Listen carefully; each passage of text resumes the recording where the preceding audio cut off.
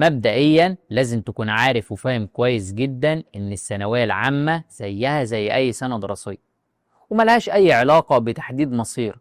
وده لأن مصيرك مش مرتبط بالكام يوم بتوع الامتحانات، ولكن مصيرك متحدد من زمان جدا، يمكن كمان من قبل ما تتولد.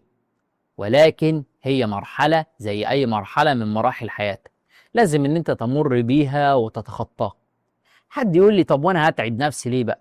طالما كده كده مصيري متحدد، واللي مكتوب لي هشوفه.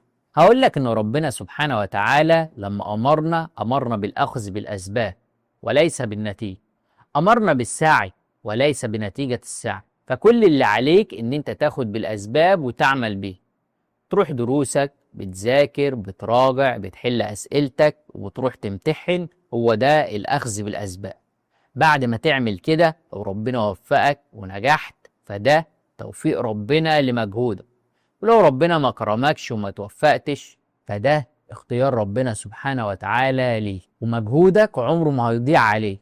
ربنا سبحانه وتعالى بيشيلهولك في ألف صورة وصورة: صحة في جسمك، راحة لبالك، راحة في شغلك، بركة في أموالك وأولادك، وسعادة في حياتك.